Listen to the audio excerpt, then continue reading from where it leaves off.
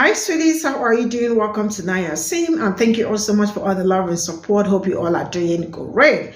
So I came across this video. I was like, I am definitely bringing this here because a lot of something like this may have happened, or experiences of Black people and all that.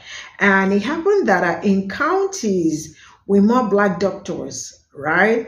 Black people live longer. This is a study.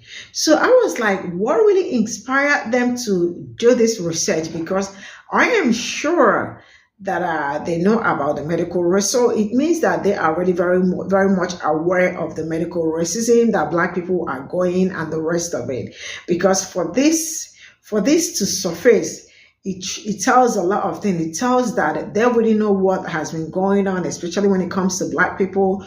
Black women have the highest tendency to to be unalive during childbirth and all that. Why?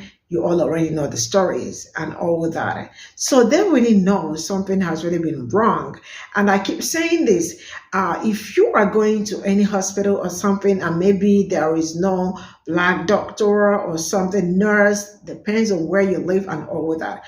All I can say is that you should be a great advocate for yourself, because there is nothing as beautiful as you being a great advocate for yourself. And then I really hope someday all this medical racism will be something of the past, something we won't have to deal with when we have a lot of Black nurses and Black doctors in our communities. Let's get into this.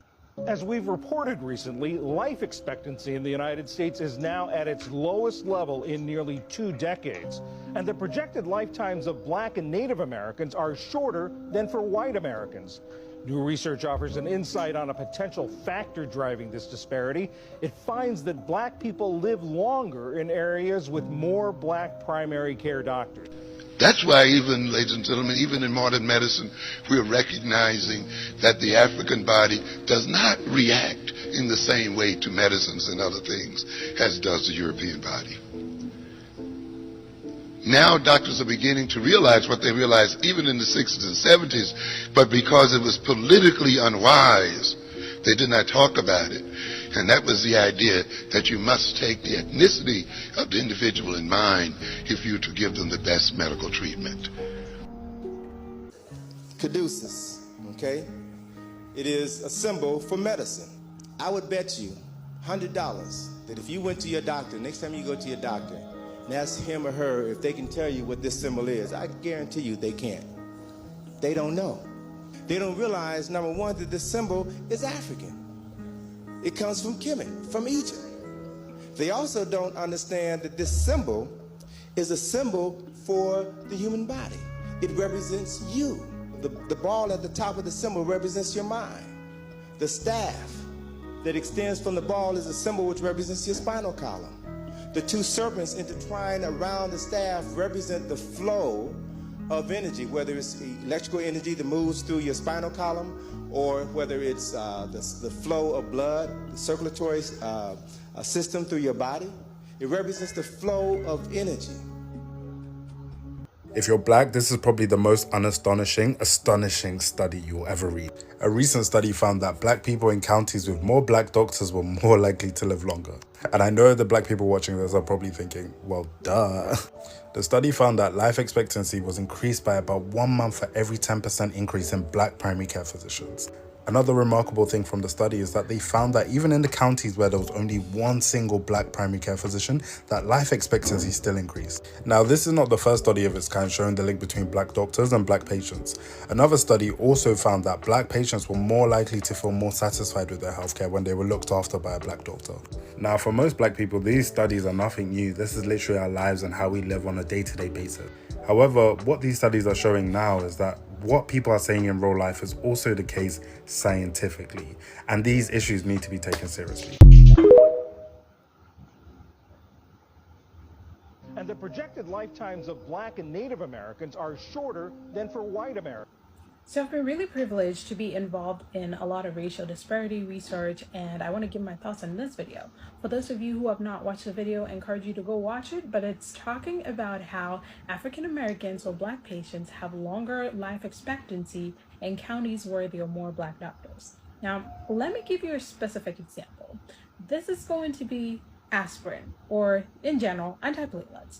These are very important medications that can help prevent cerebrovascular disease, aka strokes, but more specifically for aspirin, okay? And this medication here is very important, as I already gave what it does, most especially because strokes has high mortality and morbidity for patients, okay? Now, it's also necessary to note that a lot of Black patients are less likely to be on aspirin compared to patients, okay? Now, why is that? This can be attributed to maybe more, but I'm just saying 3 different reasons just for this video. One, it could be as a result of cost and access to healthcare. Okay, a lot of Black patients, especially those who belong to low SES classes, don't have access to quality healthcare, and that could be the reason. Number 2 can be as a result of physician prejudice. Racial prejudice does exist in medicine, and people still do these things or act in a certain way that is like, okay, you're not treating this Black patient as well as you're treating this patient. The third thing that I actually came across recently during research was that it's also based on African American or Black patients' behavior. Now, what do I mean? Now, because of the experience that African Americans have experienced with the United States health system, sometimes it is very hard for them to trust the system. Okay. Now, what I saw in a recent study that I was looking at was this begins to change when patients have communication or talk about the medication and its benefits. Okay. Now, initially, based on the study, it was shown that a lot of African American patients were not on the medication, but when they started having conversations with their physicians about the importance of the medication and they learned about the safety of the medication, a lot of the patients actually started taking it. Okay. What this is trying to say is that I'll relate it back to why this relates to the Black doctors. But as you can see, building a rapport with the patients and the patient feeling comfortable with you definitely plays a role in how well the patient is going to take the medication and follow through with treatment. So if you have a county that has a lot of Black physicians, as you can tell, a lot of the patients might follow whatever treatment plan that's coming up. 2, they feel very comfortable bringing up what their issue is, and that way they are actually able to undergo treatment successfully and increase their life expectancy. What does this mean? I don't know. There's just a lot of things that plays into the role of making sure that patients are taken care of really well. And one of the most important things is making sure that your patients feel heard and are comfortable with you, whether you're Black or white. For Black people, this is the most not astonishing study ever because we see it, we live it, and we know it. This study shows that having Black physicians in a county, whether or not the Black residents actually saw that doctor, reduces Black mortality from all causes. And this effect persisted even in counties with just one Black physician. When the system was quite literally built to create and perpetuate Black mortality, these studies reinforce that the need for Black physicians is life or death.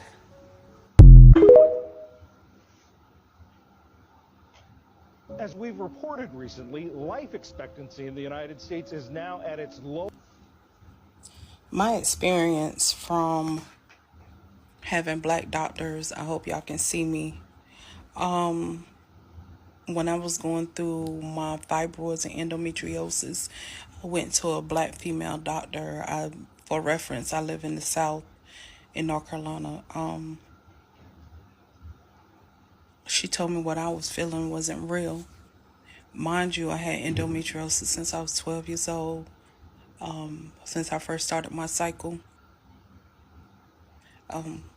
Was told at 17 I couldn't have any children. By the age of 19, I got pregnant with my daughter, but I had to stay on bed rest. I kept bleeding and everything. And, I was looking for a Black OBGYN, whether it was a man or a woman, didn't matter to me. But just because with a female, for reference, just because they haven't experienced it or went through it, they act like what I was going through wasn't real. So I end up turning to white male doctors, which actually helped me out. And I end up having 2 surgeries. Three. I had an ablation to stop my cycle because I was bleeding a lot. And that was in 2016. And I went to a black OBGYN. And she was talking to me like I was crazy, which made me angry because I'm bleeding for 30 days. So I'm just losing blood and losing blood. So I went and found another doctor and had an ablation to stop my cycle. And then everybody is like, be pro-black. Yes, I agree. My primary doctor right now is black, but her nurse is white. But I'm going to get to that in a minute. So 2019, I kept having pain. Go to my OBGYN, had to get my fallopian tube moved. White doctor. He asked me, could he go in? Come to find out, my clamp from my tube ligation was on my right side and caused me pain, caused me to have a stroke. Don't look like it, but I did. And then December 23rd, 2022, I had a full hysterectomy, which I needed that because it was killing me.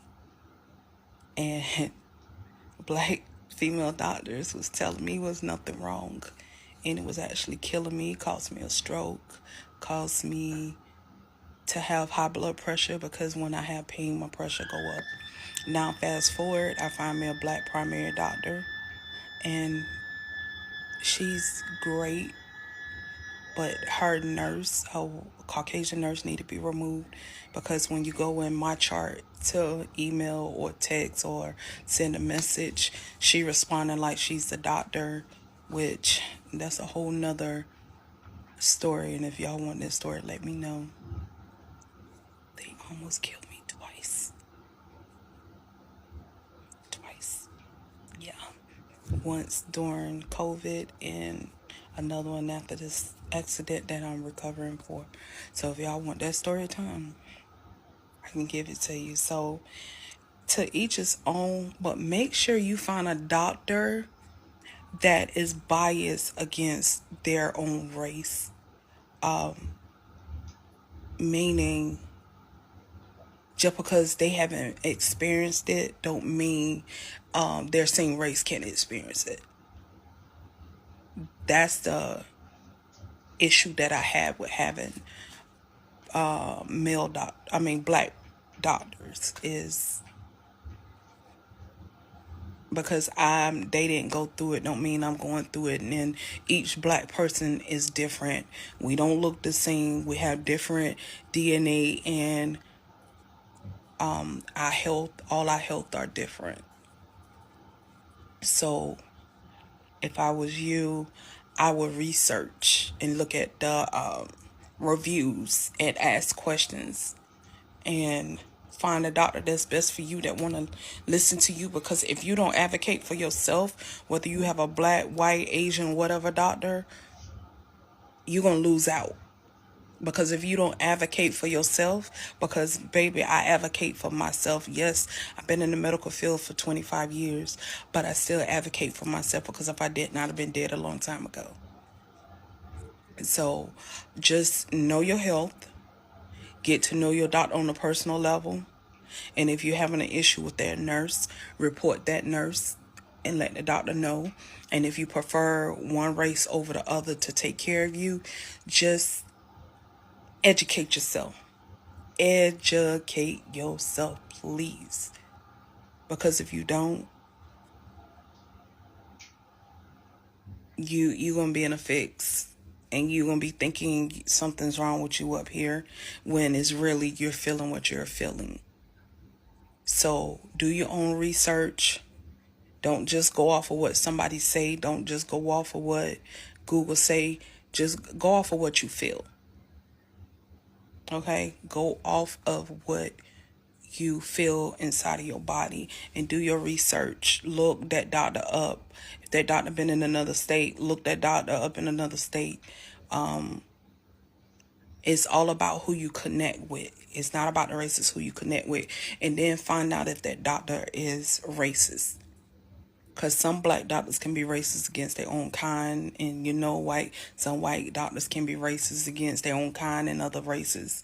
Even Asian. I had a Asian doctor.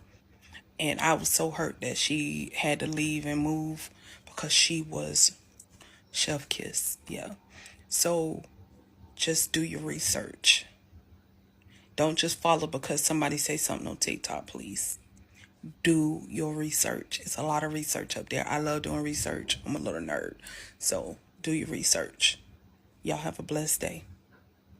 In counties with more Black doctors, Black people live longer. I'm an OBGYN. I want to go over the study more specifically. So this is a study that they're referring to. You could find it in JAMA. They looked at the impact of Black PCP representation on life expectancy and all-cause mortality for Black individuals and on mortality rate disparities. Yes, in this study, Black individuals had a longer life expectancy and inversely associated with all-cause mortality rates and also those disparities. However, where can you actually find Black doctors? Black individuals are underrepresented in the majority of health professions that require multiple years of advanced training, including medicine, and numerous barriers limit the entry of Black students into medical careers. And I'll provide information down below as to where you can find more Black docs.